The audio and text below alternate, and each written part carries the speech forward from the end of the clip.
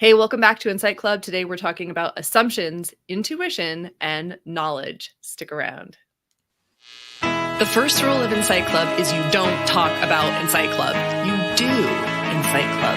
The second rule of Incite Club is the only assumptions we make about one another are that we all want happiness and we all want to avoid suffering. The third rule of Incite Club is you check all your other assumptions at the door. We hope these conversations will bring you insights that incite you to action. Welcome to Incite Club.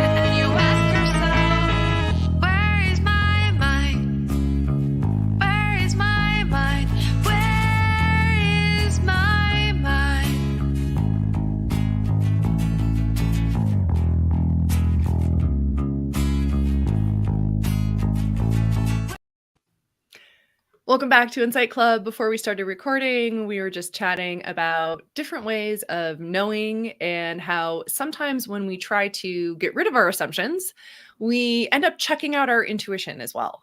And we end up making even more assumptions about where knowledge and wisdom can come from. So we wanted to dive into that a little bit today.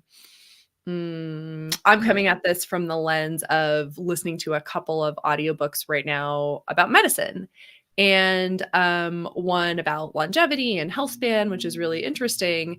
And the author, who's a physician, keeps talking about studies done that, show exercise is good for you or things like this. And I'm listening and I'm like, you had to put money into a study to figure that out, and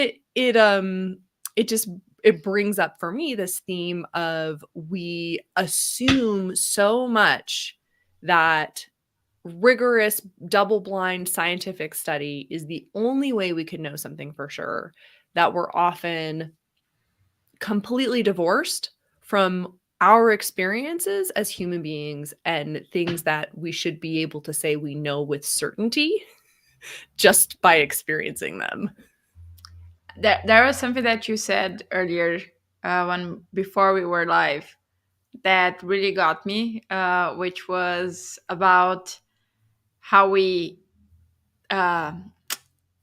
give our knowledge away for a third party. Like if it's not coming from someone else or some different source, then it's not like a trusted resource, when our intuition should be our biggest resource for knowing what's good for us. Yeah, I mean, especially in the realm of health, right? So let's say you read a study and it says that a certain food is really amazing and you should be eating more of this food, and you eat that food and it gives you indigestion. Like, do you continue eating it or do you listen to your body? And like, there's also, kind of packed into that, assumptions we're making when we're hearing the results of studies, when we're hearing the results of evidence, that may be completely wrong. Like, I don't know how those studies are done. But I one of the things I learned in this book, Outlive, I'm reading, is like the data is compiled into averages, which means there are people at at either end. Right. So like this worked for the average, and he was citing, something interesting. It was like a hormone replacement therapy study on women. And when they averaged it, they said, oh, this is not good for people. But if you looked at one, because some people had an adverse reaction and some people it didn't help at all. But when you looked at like a narrow, when you looked at a small portion of the people who went through the clinical trial, it was very helpful for them. So one way of looking at the results is to average it out and go like, nope, this, it was too much risk and not enough reward. Another way to look at it would be like, oh, wait, it really helped these people. These people got nothing out of it, and these people had side effects. So how should we narrow the way we define the population this will serve? Right? Yeah. That would have been a different way. So I'm fascinated because we do put so much faith, and it is faith in those external sources, as you're saying, but we probably have next to zero knowledge of how those numbers were arrived at, what they really mean, and how to apply them to our lives. And even who founded the studies. Oh, yeah. 100%. And this is so like this was so interesting. I mentioned the book I was reading last in our last chat. I mentioned this book, I Feel Love by Rachel Newar, which is about MDMA. And people go like, there's no FDA evidence, FDA approved evidence that this helps. And that's no longer the case because there have been studies, right? But you say that, right? Like there's no actually, okay, that's because nobody's paid for a study. Right? So it Yes. does not mean that there's no possibility. Like absence of evidence does not mean evidence of absence, right? It's Yeah. like it's just that nobody has undertaken the study. Why? Because it isn't profitable. It Yeah. comes down to it, right? Like it costs a lot of money to create clinical trials. So somebody, unless they're just doing it out of the goodness of their heart, has to expect a return on investment. And if you cannot patent the drug that comes out of it, which is the case with this, then where's the return on your investment? So yeah, all it means is nobody has studied it, which really means nobody's put up the money to study it. Yeah. But I got a bit off on a tangent, right? Because this was about like tuning into yourself as the authority and Yes. going, well, what am I experiencing? Yeah. And I think we do this in a lot of other realms besides health and well-being. Yeah. One thing that you mentioned as well was about the assumptions that we have. And this is where I feel like um the scientific stuff creates a lot of assumptions because theories become like the truth when and they should be like this is what I know so far and not like this is the truth and becoming a dogma. But I wanted to bring this to how we assume things as well. What are the theories based on our experiences that we turn into assumptions? I've been revisiting a lot of things for myself that because it was always like this in my life, I created these assumptions. And then even when I have evidence of the opposite, I'm still like, wait a second, this is not right. There must be something wrong. I need to reevaluate this. I don't know how to see something that is new. And the fact that Mm. things are changing in our life or things are changing in our reality is a good sign because it means we're breaking patterns, right? When we're breaking patterns, when we're creating new things, new experiences, we create new possibilities. So things are changing. It's a good thing. But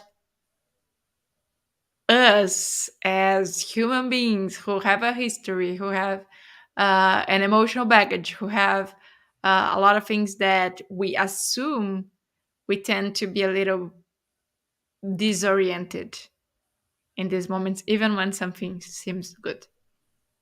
Mm. Yeah.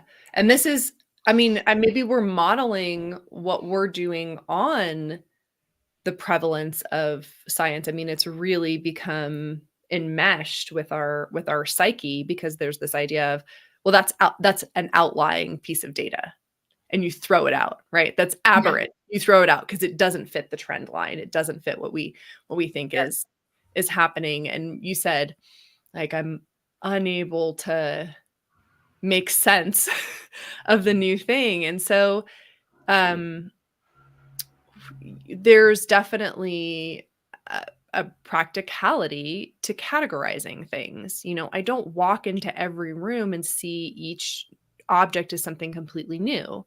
I'm like, that's a chair, even if it's a kind of chair I've never seen before, right? Yeah. Like, that's a chair and that's a table. And like, it's very helpful for moving us through the doing of life to be able to put things in categories based on our past experience.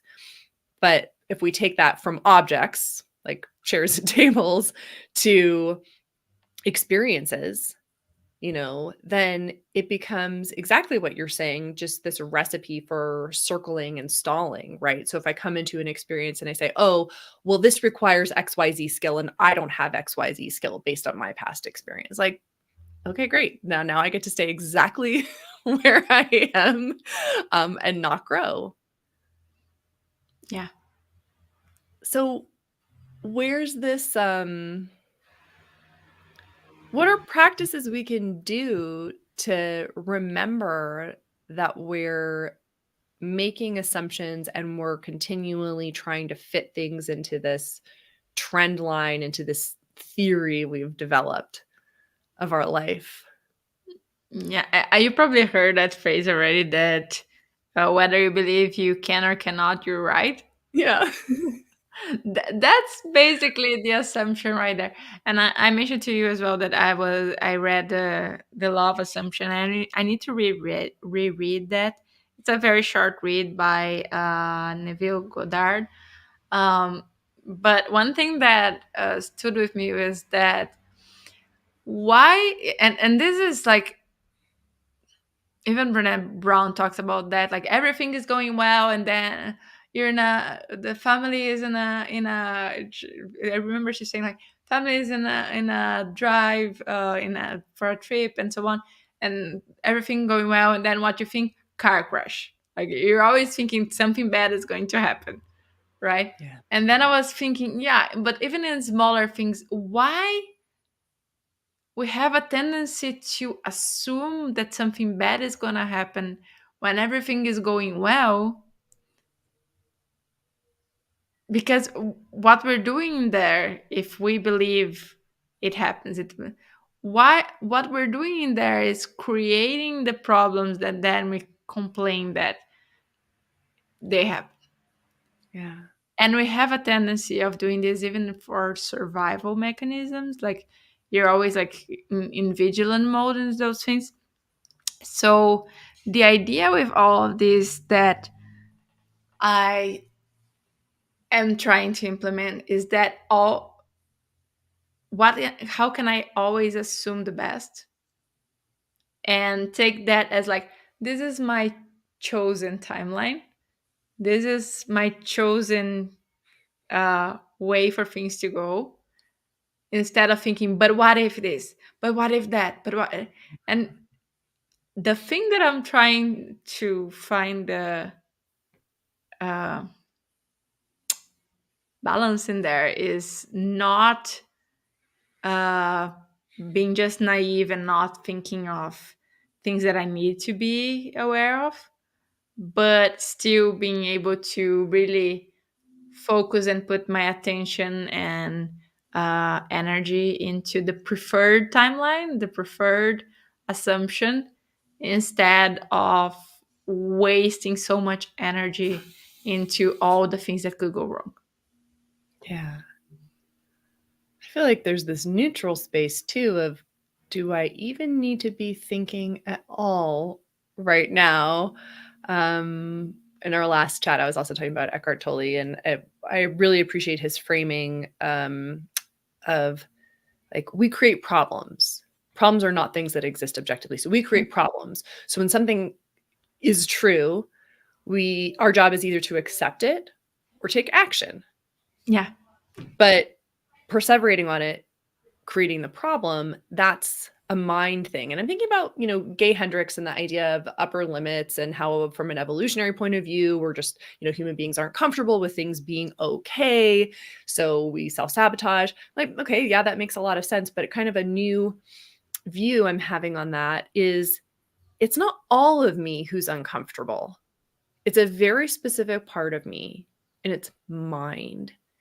Um, and so I'm just like, okay, yeah, why do we catastrophize? I'm like, what's great about that?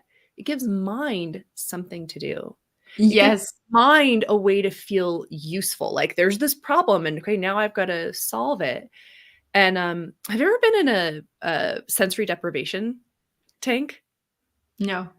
Um, I have only once, and it was a hell of an experience. I had like high anxiety, right? So the idea is you're floating in warm, salty water. you're very safe. You have a little like pillow that floats and you're not going under the water, even if you're not a swimmer or anything.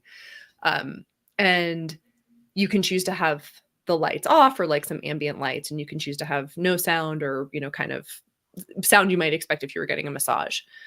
Um, and at the point where I turned off the lights and turned off the sound, my brain started to panic. And it started to panic because it wasn't needed. Like it was a very different feeling from I'm alone in my house and it's dark and is there somebody there? It was so it was unique. I hadn't ever had this feeling before, and it was my mind starting to go like, there's nothing for me to respond or react to. Oh no, I'm useless. Oh no, I'm going to die. and and not me, Megan, going to die. My mind is like, I'm not doing anything helpful. They're gonna fire me. And it was such a brilliant experience. Ultimately, it was really shitty for quite a Yeah. while. Um, uh, but it was a beautiful experience ultimately because I got to see that thing that people talk about all of the time, which sometimes feels very vague and like a metaphor, like ego is this way and mind is this way and it wants to hang on, like we talk about this all the time. And I was like, I'm experiencing this in real time. How mind is like, there has to be something for me to think about and do and solve and make a problem and all that. And it's like, sorry, there are no inputs at all. Got nothing for you. No signal. Yeah, there's no signal.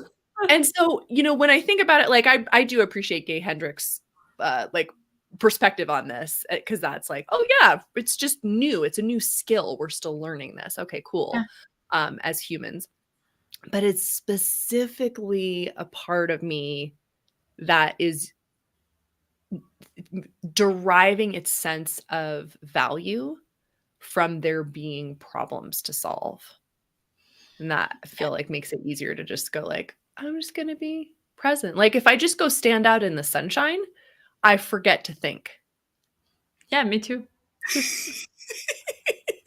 And I noticed that like me as a Virgo, and I know that you with Moon in Virgo as well, like we're always trying to problem solve. We are great in it, so it's impossible not to be trying to create something more effective or produce something that's going to be good. We're storytellers, and we're always creating stories in our mind, and sometimes they're not stories that uh, us as humans as well, right? We're storytellers, and we're always telling stories in our minds, and sometimes it's not the best story to serve us. And I feel like you touch a great point in here. Like, the more present we are, the less we go into that catastrophizing. But for some reason, sometimes even when we are present, there's something that is a little bit off that pulls our attention off of the present moment, and it's those triggers that make you feel like, oh wait, this is where something goes wrong, this is where you need to pay attention, this is what like don't just stay there without, and this is the mind calling like, you need to do something, you need to pay attention, you can't Yeah. just go with the flow. Why Yeah. not? I have a very hard time sitting still. Yeah. And I've noticed lately, I have a compulsion to do multiple things at once. So if I'm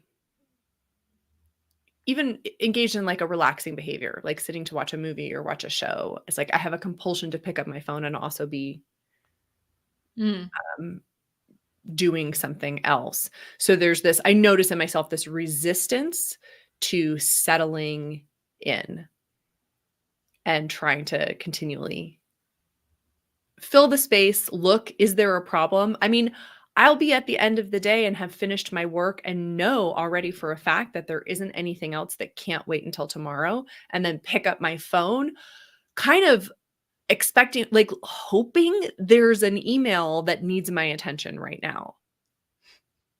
Like, why? I'm tired. I put in all of my energy. I helped all the people I'm going to help today. It's my time to relax. Like I'll have a I'll be like, I'm hungry. It is time to make dinner right now. And I'll pick up my phone. And it's that looking for the problem to solve.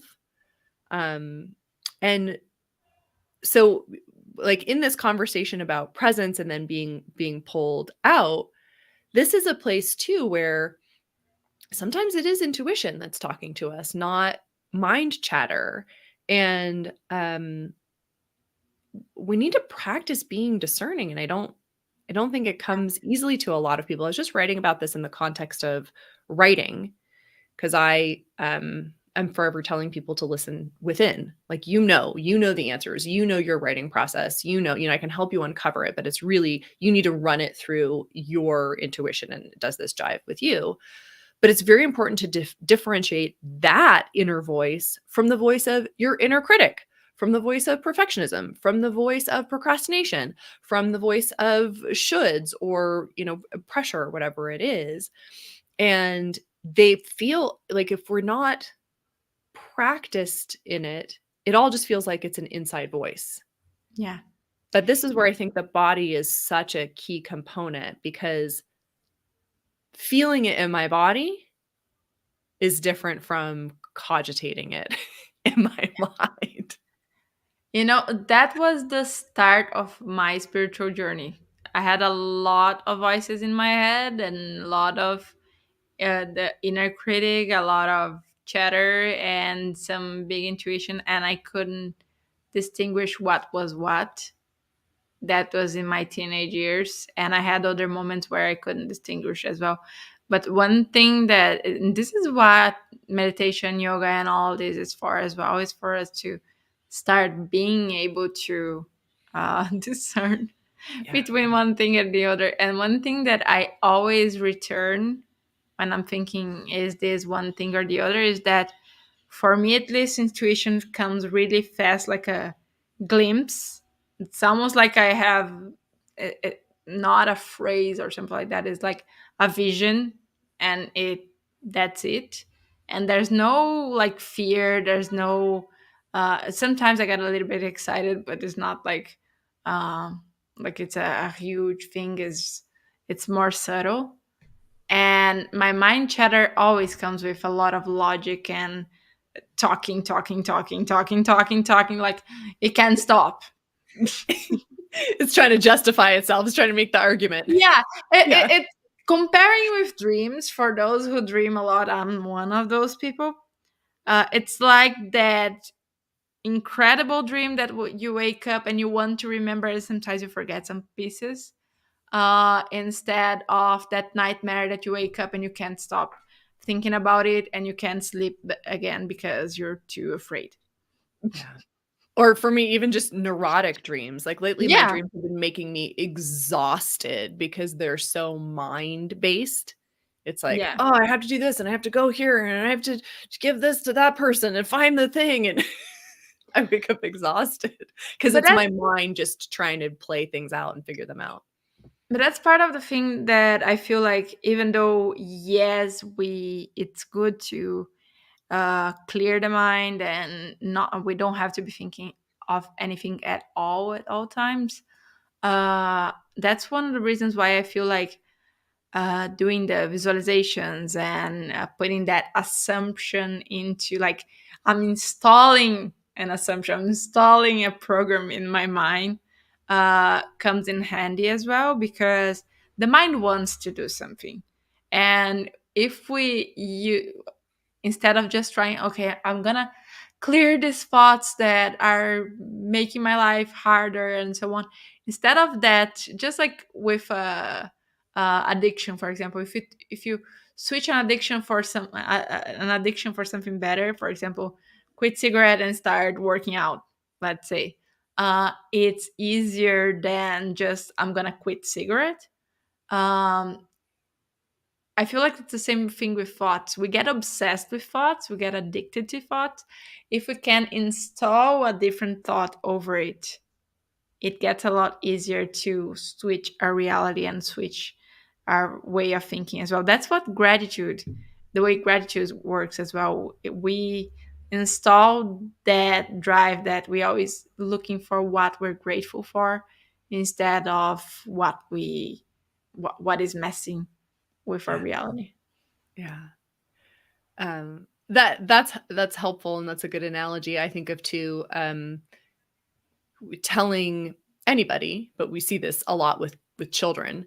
Don't do that, don't do that, don't do that. It's like they're just perseverating on that thing, but give them something to do instead.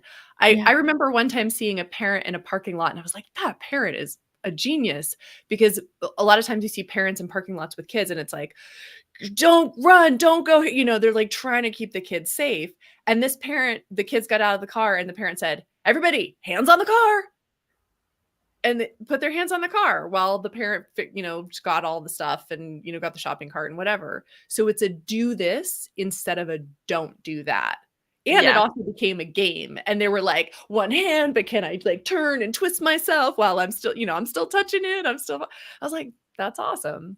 Um, and when I do Gyan Chakra Kriya, Yeah. yeah, and it's 11 minutes and you're chanting, and I'm using that time to fantasize about the land I'll own in my retreat center. I do the same kind of thing in the Kriyas. I've been doing Subag Kriya, and it's I a don't know long that one one. as well. Yeah, whole time focusing on my preferred reality. Yeah. And I was initially, I bring it up because I was initially like, oh gosh, my mind is wandering, my mind is wandering, and I was kind of beating myself up. But as I'm listening to the teacher say, we're programming, we're putting our wishes out there, we're calling in what we want. I was like, what more perfect thing could I be doing than fantasizing about the thing I want to build? I'm not problem solving. I'm not going, okay, how will that happen? And I'm just seeing it and like building the fantasy piece by piece. And then, oh, we'll go to this space, and what will that look like? And what will the kitchen look like in the common room? And, seeing the people gathered around the fire. So I initially fought it, going, my mind is wandering. And then I made peace with it and went, no, I think I'm doing it exactly right. Yeah, I don't feel it's mind wandering if we're building something in our minds. I feel like it's mind wandering when we start thinking of things that we don't want and that we don't want to build. That's going a completely different direction. But isn't it interesting? Because I definitely know I have, and I think a lot of people do have, a prejudice against the positive and for Mm, the negative, right? Like the negative is okay, like, oh, I'm problem solving, I'm being responsible, I'm thinking ahead, I'm anticipating what could go wrong so I can solve it. Like that gets the credit for being responsible, but being in vibrational alignment with a beautiful future that I want to call in, oh, you're daydreaming. Oh, mm, you're detached from reality. yeah.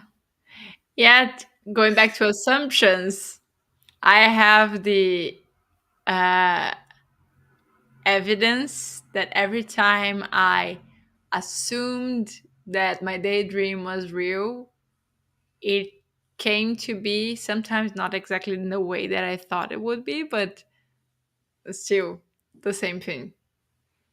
Yeah. So it actually works as Yeah. long as we're not attached to how it has to be or it has to be now and so on. As long as we keep that, oh, I wonder how that would be. That would be amazing. That would be super cool. That seems like it's a way also to bust out of what you were saying when we get that evidence and it doesn't fit the theory, the narrative that we have. And we're like, I can't take it in. But we could take it in as like, oh, what if that? What if also that? That seems Mm, like a helpful phrase. What if yeah, there's space for that? What would it look like if that also got to come play? yeah, And being inclusive of our thoughts instead of yeah. prejudicial toward them. Um, I kind of want to go back to this,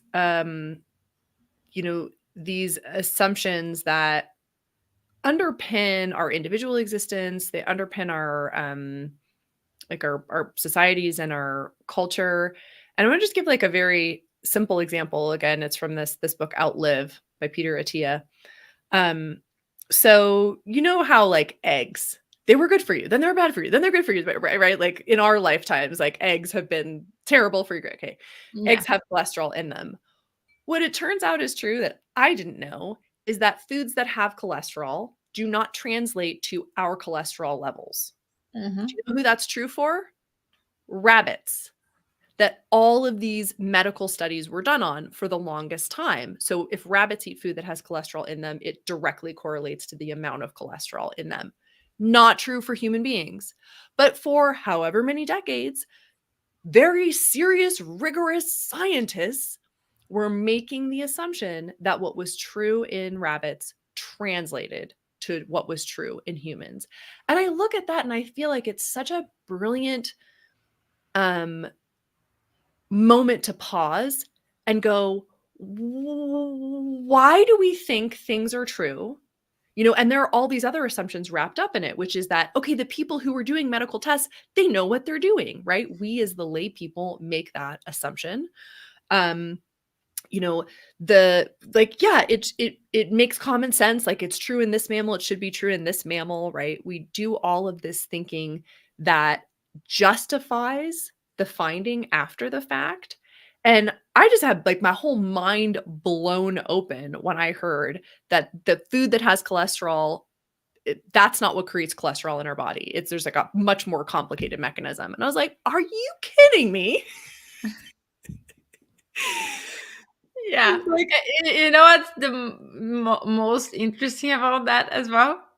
Is that if humans between us can have different responses to different things, yeah. why would we assume that everything that is true for rabbits would be true for us as well? Yeah, and then I'm like, "Okay, how did we ever even end up doing lab tests on rabbits?" And I'm like, "It's probably down to the fact that people are like, they breed quickly, they have a shorter lifespan, and people are kind of okay with them being tortured to death in labs."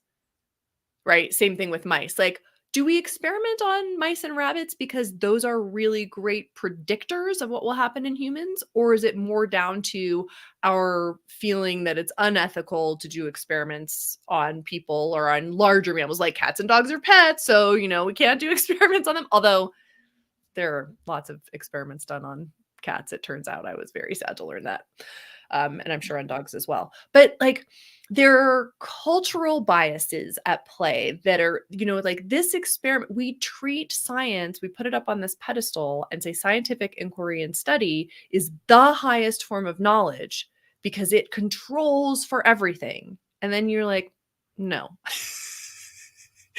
So I just think it would be such a powerful question anytime you hear about a scientific funding to say, "Oh, tell me about the protocols. How was that?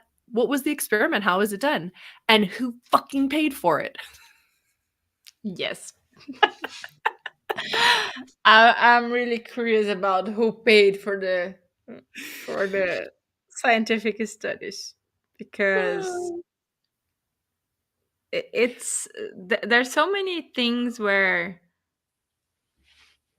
there's such a huge value for society in general if a huge discovery is made and so on, but at the same time it's hard to fund or hard to bring money into that.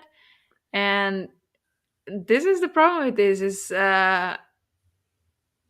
it, the things that are funded sometimes is not the thing that has the most value, is the thing that has the most value for the person funding. Yeah, the most Not. monetary value. Yeah. Yeah.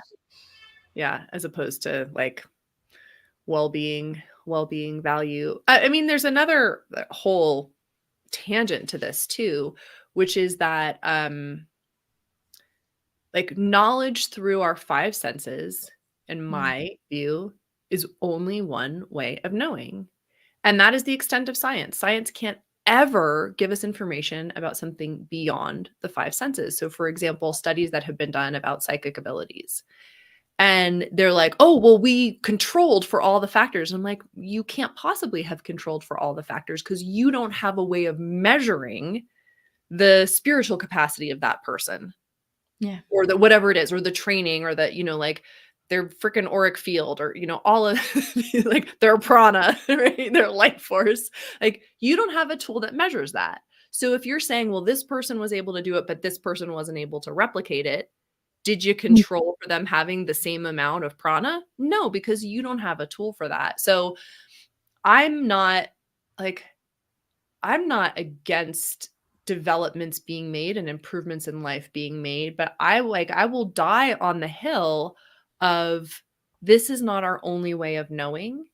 And I think so many of the ills that we're facing, including in terms of health, which is where scientific inquiry and medical research is supposed to be helping us, right? So many of our ills are because of this bias, this assumption that the only way to know is through a double blind Yeah. funded study that can only ever give us information through the five senses.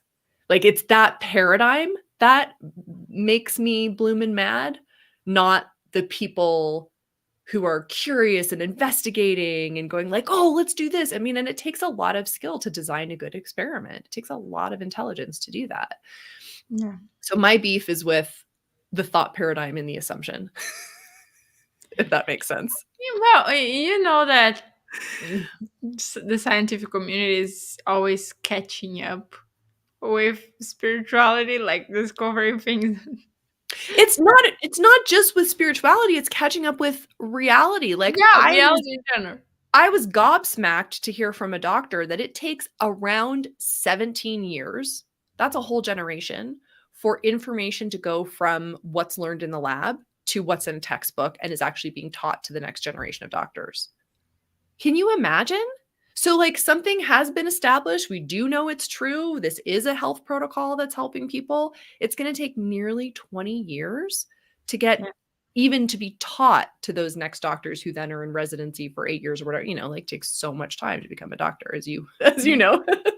But it's like, wow. So yes, catching up to spirituality, but even just catching up to what we've already figured out and known. Yeah.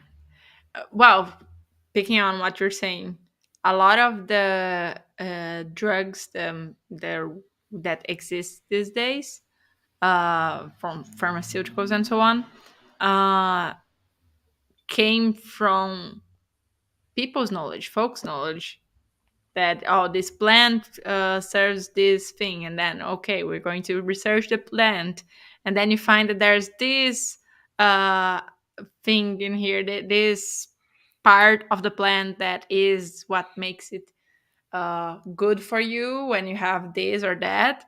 So then we're going to amplify it and put it in a pill, and then we have medicine, right? Yeah. Same thing with brainwaves. Like, we knew, like, we had beta waves and alpha waves and theta waves, and that was it. Well, now we know that we have gamma waves and epsilon waves as well, and really big gurus that meditate every day were reaching those waves Yeah. like years and years and years ago, but they could only study that now. Yeah. So, how much are we holding back our own progress by demanding that the only way to know something is to be able to explain it in a chemical or, like a biochemical context? Mm, Right. So, like, you were talking about, like, people have been using willow bark for thousands of years, right, to yeah. treat pain. Could they give you the molecules of it? Maybe not. But does that mean it wasn't effective and working before how you they could name the molecules? how they got to know that that would work. That's something that I'm actually curious. Was it intuition? Was it because they tried it and then they noticed they felt better? Was it I don't know, some other sort of magical way that they got the information? Like the Someone way, got the information first. yeah, like the way that some plants look like human organs, Yes. right? And then they have a benefit for that organ, Yeah. right? So maybe previous peoples were like, duh. Like Can't you we just correlate looked at things? the shape. We looked at the That's resemblance. that's a huge thing. Like I'm just thinking right now because you mentioned that resemblance, and I find it so funny because we have a tendency to see patterns and then assume assume that then if this matches with this, then they go together, Yeah. and usually that's true. And I find it so funny when you see the pattern in something and people say like, oh, you need to see that one thing has nothing to do with the other. You're messing things up and so on.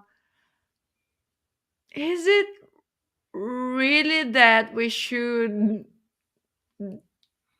throw away our intuition for these things because there's not a proof that things go together, that there's a relationship between Yeah.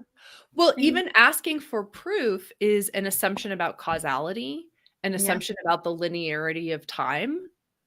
Um, there are there are a lot of assumptions wrapped up in even like um humans aren't the only animals to have language, but we certainly have developed a language that has a lot of room for abstraction.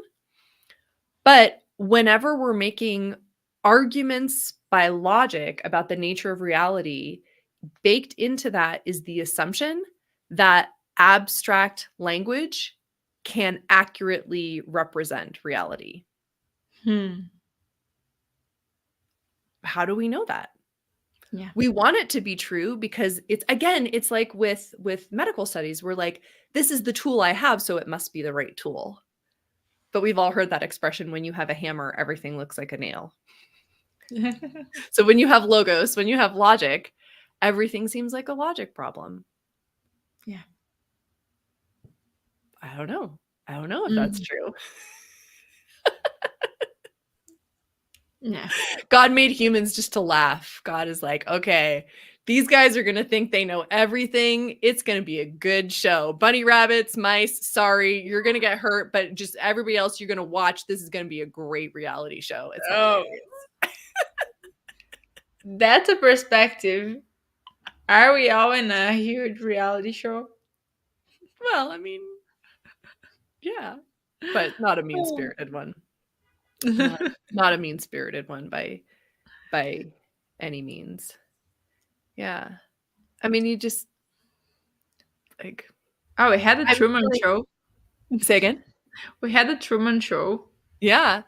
I just feel more and more I feel more and more that I am to God as all the cells of my body are to me.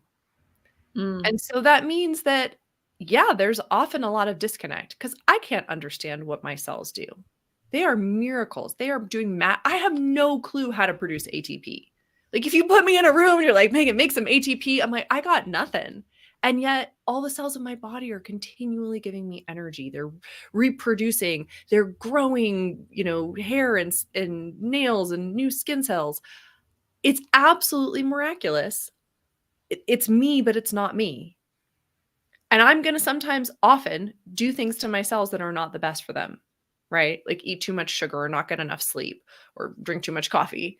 And it's not because I don't like them or love them, but it's because I can't be like, I can't understand them. And that's how I think God is to us.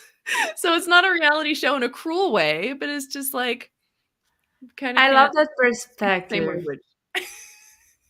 I love that perspective, and I want to bring one more to the same analogy. because you mentioned like, oh yeah, I might do things that is not the best for them, and I don't know how they're acting and so on. But at the same time, you trust that they're doing their best, Yes. and maybe God trusts us that we're going to figure out as well. I like that. I like the way of being it. And not only do they trust them, I'm so amazingly grateful for them. And I tell them so. Yeah. And I because we can't speak a language that's a language here, I just send that out as an impulse. And whenever I'm sitting in meditation and I send out the impulse of gratitude to my cells, I feel my whole body light up. I feel my whole body buzzing with life energy. So there is definitely a frequency on which we can connect. Yes. For sure. Yeah, you mentioned frequency when you're talking about like I can't sit around and just stay. And there are very few things where I can be just in it in the moment and not be thinking I should be doing something else. And singing or reciting a mantra, uh, music in general, but anyway, it's singing. It's one of the few things where I feel like, yeah, I'm complete here. There's nothing else for me to be doing. This is everything. And it might be partially because in that all our cells are vibrating. Mm. Amazing. Amazing. So what's your big insight in all of this? uh, the thing that you mentioned, the mind always needs something to be doing. uh, I feel like the biggest awareness with assumptions is, can we give our mind something to be doing so that when intuition comes, we know to distinguish which is which? Can you say more about that? Give our mind something to be doing? Yeah. So, for example, in yoga, we're always talking about like always having a mantra that you're reciting, even throughout your tasks every day. But yeah, that's one way. It's a simple thing. You could be like Waheguru, Waheguru, Waheguru all the time in your mind. And that takes away of like those intrusive thoughts that are not intuition, but it wouldn't take away from an intuition that comes like a flash in our Mm, minds. that often happens to me when I'm fantasizing during Gyan Chakra Kriya. All of a sudden, I'm hit with a brilliant idea. Yeah. Yeah. It's not like, oh, I have to be thinking of nothing so that comes. Actually, no. If you're in the vibration, you're gonna catch the that frequency. You just need to be in the frequency, and just like radio, you need to be in the frequency to catch the frequency. So yeah, that's something. Or but it doesn't have to be even a mantra. It can be that you're fantasizing about the thing that you want. You're focusing on something good without needing it, Mhm. because that without needing, without that being like, oh, but it has to happen. No, just Yeah. I mean, but it is relax. while reciting a mantra. It's just I kind of like the Yeah, mantra kind of goes on autopilot. yeah, Yeah.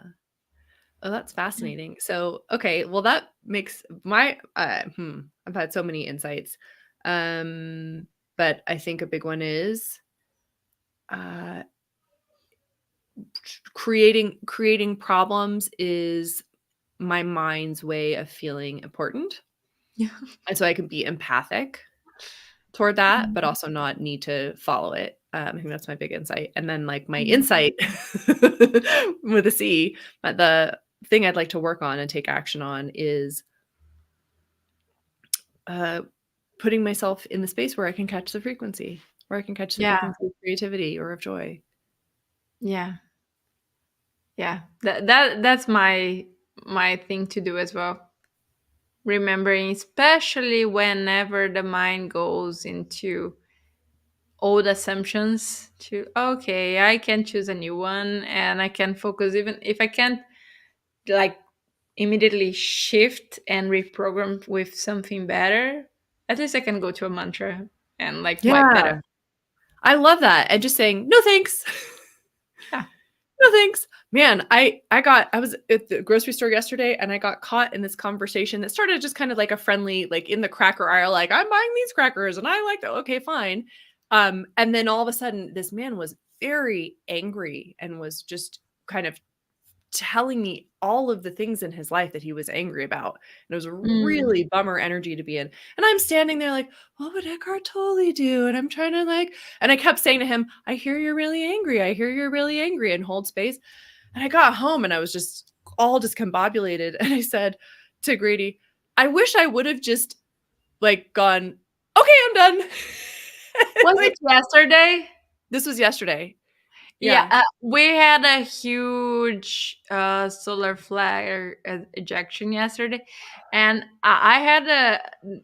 I'm not gonna say similar experience, but I noticed my mom was like nervous. I could sense her. Yeah. She was, and I didn't feel like it was towards me or anything. I just sensed that she was more anxious and so on.